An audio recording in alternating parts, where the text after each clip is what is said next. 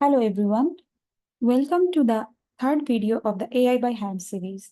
Today we are going to learn about linear layer. A linear layer is often referred to as a fully connected layer and it is a fundamental component in many neural network architecture, particularly in deep learning. It's called linear because it performs a linear transformation on the input data. Here, in this example, we can see X is our input and Y is our output.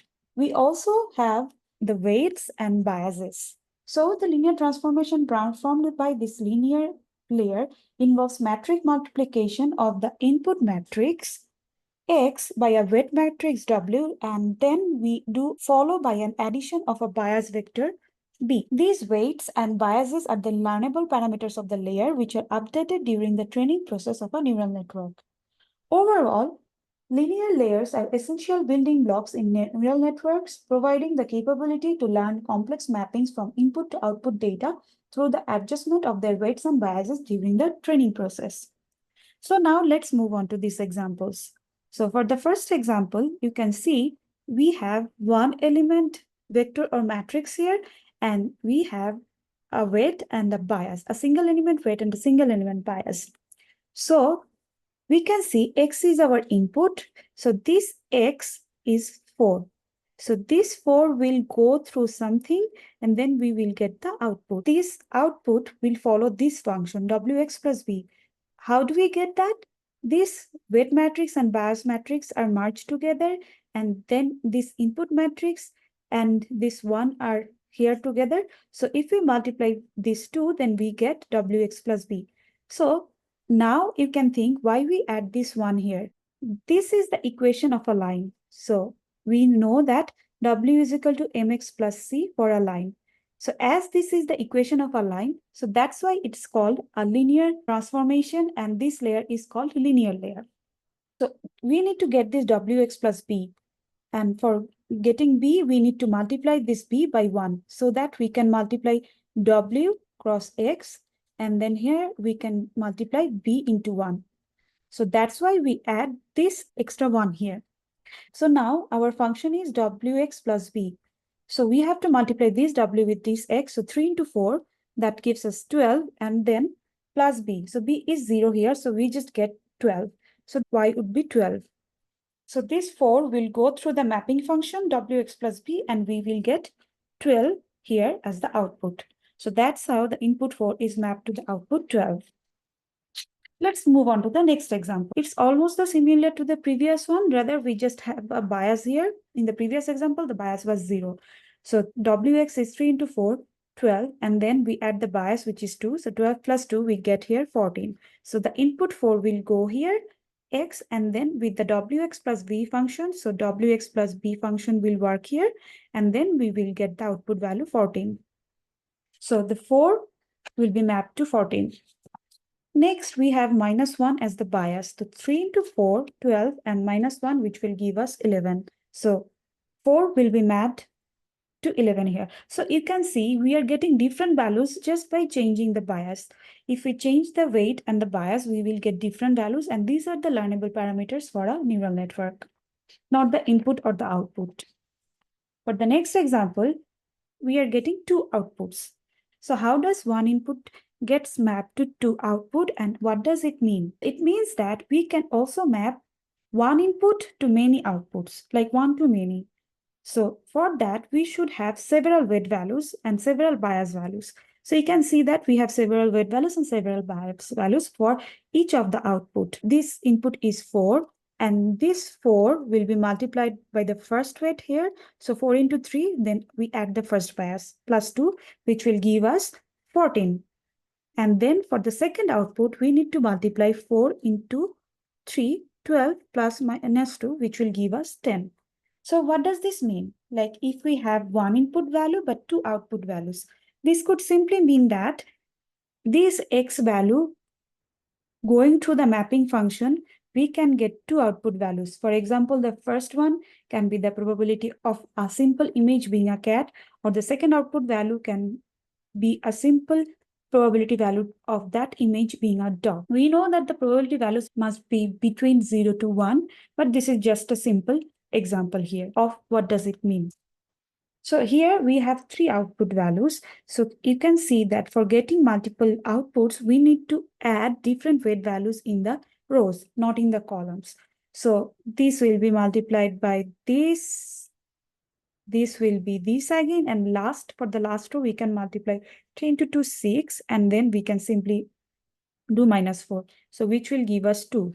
So x is 2 here, and this 2 going through the wx plus v function, we can get 8 here, 4 here, and last value is 2. So if we think for going from this 2 to 8, we have weight is equal to 3 and b is equal to 2. For going from this 2 to this 4, we have weight is equal to 3 and b is equal to -2. And here we have weight is equal to 3 and b is equal to -4. So next example, we have multiple inputs here, but one single output. So you can see that for working with multiple input values, we add multiple weight values in the columns, not in rows. And what does it mean? Like using two input values to get a single output value? That means, like, for example, you have to predict someone's salary by using their age and their degree. So this x1 can be age and this x2 can be their degree. Using those two features of that person, you can try to predict the salary. So these two input features will work together and get us the output value of y, or the salary. So we can write here age, and this is maybe their degree. So we can use that age and degree, and then we can get their salary using this weight and the bias. So x1 is 2 and x2 is 1. Here weight is like 1, -1, and bias will be 0. Here weight is 1, -1, and the bias is 0. So using these two, we will get the output value of y.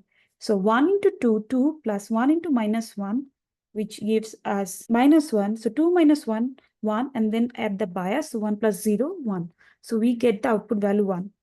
So we will get the output value as 1.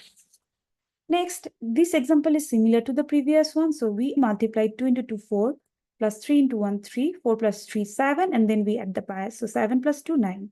So 2 and 3, these input values will go through the wx plus b function here, and then we will get the output as 9. Next, we are moving to a bit more complex example. We are having two inputs and also two outputs at the same time. So you can see from this diagram, these both two inputs, like 2 is x1 and -1 is x2. So these 2 and -1 both will contribute to the first input y1, and these 2 and -1 will both contribute to the second output y2. So for the first output y1, we need to multiply 2 into 1 plus -1 into 1. So 2 minus 1 is 1. And then we add the bias 0. So we will get 1. So we will get y1 as 1, which we get from the inputs, both of the inputs. And then we will get the output y2, which is 3. So we can write 3 here, which will also come from both the inputs x1 and x2. So for this, both this and this, the weight values and the bias values would be these. So weight will be 1, 1, and the bias will be 0. And for this and this, the weight will be 1 minus 1, and the bias will be 0. Then moving on to the next exercise, which is similar to the previous one. This one is already calculated, so we can calculate this one. So 1 into 2, 2, plus -1 into 1, -1. So 2 minus 1 gives us 1. And then we add the bias, which is 2. So 1 plus 2 is equal to 3. So that means these two features getting multiplied, this weight and biases, we will get the two output values. So x1 is 2, x2 is 1, and these 2 and 1 will use these weight and bias values and give us 5. And for this particular output, both of the inputs will use these weight and bias values and give us 3 here. So for finding out this value, we need to multiply this weight and bias pair with the inputs. So we will use 3 into 0, 0 plus 2 into 1, 2. So we will get the value as 2. So what does this mean? These x1 and x2, these two input values getting multiplied with this all weight and biases, we will get 3 output values. So this one, x1 is 3, this x2 is 2, and we get the output values as y1 is equal to 5, y2 is equal to 2, and y3 is equal to 1. Similarly, x1 is 4, x2 is 7, and for this particular y3, we have to use these weight values and the bias values. So 4 into -1 minus 4 plus 7. So -4 plus 7 will give us 3, and then we add the bias 0, so we will get 3 here. And 11 and -3 will be y1 and y2. Again, we have to find out the value of y1. So for y1, our 3 input values x1, x2, and x3 will use this row of weight and bias values. So 1 into 1, 1 plus -2 into -1. So plus 2, 1 plus 2, 3, and then 3 into 1, 3. So 3 plus 3, which will give us 6. So we will get 6. And x1, x2, x3, and y2 values you can put from this. For the next exercise, we can simply multiply this row with our input vector x. So 1 into 3, 3 plus 0 into 1, 0. So 3 plus 0, 3, and then 1 into 2, 2, 5. And then we have to add the bias value. So 5 minus 1, which will give us 4. So we will get 4. And then you can see that the 3 input values are 3, 1, and 2. So these 3 input will contribute to this single output here, y1, and we will get 3. And then these 3 input values will contribute to the second output value, y2. You can see that all the input and outputs are fully connected here. Next, we can multiply this row with the column here. So 0 into 3, 0, 1 into 1, 1, and 2 into 1, 2. So 1 plus 2, 3. So here we get 3 as the bias value is 0. So we can simply put the y2 value here 3, and this y2 comes from these 3 inputs. So 3, 1, and 2. You can simply put the value of y1 and y3 by yourself here. Then it's a different kind of example. So we have to find this weight value to find out the value of y is equal to 5 here. So we can try by assuming the value as p here. If we write here, so wx plus b will give us 2 into p, so 2p, and then 1 into 3, so 3 plus 0, like this is w into x, and this is b equal to 5, as wx plus b is equal to 1. So if we solve this equation, we will get 2p equal to 2, and then which will give us p is equal to 1. So we can say that here, this x1 actually gets multiplied by the weight value of 1 here. So 1 will be multiplied by x1, and x2 will be multiplied by this one. So 1 into x2, and then we will get a simple single output, which is 5. For the next example, we have to find out this value. So let us assume this value as p again. So we will get 2 into 1 plus 3 into p plus the bias, which is 0, equal to 2. So if we solve this equation, we will get p is equal to 0. So this, like the value of this will be 0. And we can simply put this x2 gets multiplied by 0 here. x2 is 3, x1 is 2, and this x2, 3 gets multiplied by 0, and then we get the output as 2.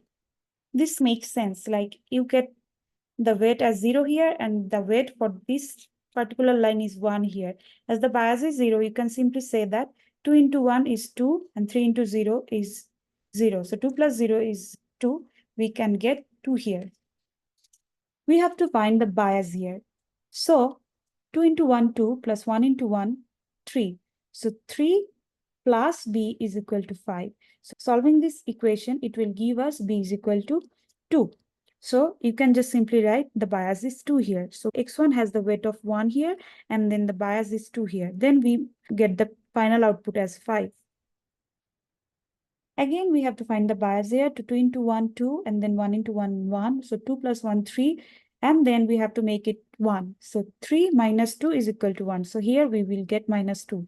So what digit, what number should we add here to get this output? So we can simply add minus 2 here. So the bias will be minus 2. So the next example, again, this x1, 3, x2 is 5. So 3 and 5 goes to wx plus b and gives us the value of 2. And then 3 and 5 goes to the value of w and b of this row, and then gives us the value of minus 2. So we have to find out, if we consider this W11. So which W11 value will give us the output as 2? So again, let us consider this as P. So 3P and then 5 into 1, so 5. And then bias is 0, so we will get the output as 2. So if we solve this equation, we will get P is equal to minus 3 by 3, which will give us minus 1. So this W11 value will be minus 1. Now we have to find out these values, so we can again assume this value as P. So 4 into 1 plus 2 into P, 2P, and then the bias is 0, so we don't need to add. We get the value is equal to 10. So if we solve this equation, we will get P is equal to 3. So x2 here will be multiplied with the number 3. And also this line gets multiplied by 1 into x1, which is 1 into 4. x1 is 4 and x2 is 2. So you can simply see that 1 into 4 will give us 4 here and 3 into 2 will give us 6 here. So 4 plus 6 we get 10 as we don't have any bias. Then for the next exercise, we have to work with this row. So 3 into 1, 3 plus 2 into 2, 4, 7. We have to add the bias so that we can get 12. So 7 plus 5 is 12. So we get the value as 5 here. So what digit we must add? We must add plus 5 to get the output as 12 here. Then we have to work with this row to get the value of weight here. So let us assume this value as P. So 3P plus 2 into 1, 2, and then the bias is 0, so we don't need to write this, and then we get the value 8. If we solve this equation, we will get P is equal to 2. So you can simply write this weight value is 2. So this x1, like 3 will get multiplied by 2, and then contributing with other values, we will get the output values as 5 here, 8 here, and 9 here. Again, let us assume this value as P. So 2P plus 1 will give us 7. As the bias value is 0, we are not considering this. So solving this equation, P will give us 3. So we will get the value 3, which is the weight for x1 here. So x1 is 2 here. So this 2 will go through the wx plus b function or mapping here, where weight will be 3 and then give the output as 7. Similarly, for this example, we have to work with this row. So 2 into 1, 2 plus 1 into 1, 1. So 2 plus 1, 3. And then let us assume as P. So 3 plus 2P will give us 1. As the bias value is 0, we are not considering this. So 3 plus 2P will give us 1. And if we solve this equation, we will have P is equal to minus 1. So here it will be minus 1. And you can see that x3 is 2. So this 2 will be multiplied by P is equal to minus 1 here. So, and we will get the value of y2 as 1 here. Moving to the last example, we have to find out the bias of the last row. So simply, we know that this x vector will be multiplied by this row, and then we will get the value of y3. So 2 into 1 plus 5 into 1 plus 1 into 0, it is wx. And then add the bias, which is, suppose it's P here. So we will write P, or you can simply write B, whatever. Then calculating this, we get here plus P is equal to 3, and we will get P is equal to minus 4. So the bias here will be minus 4. So we must add minus 4 as the bias here so that we can get the output y3 as 3. So this is the end of the video. In this video, we have learned how to calculate a linear layer and what does it actually mean. Thank you.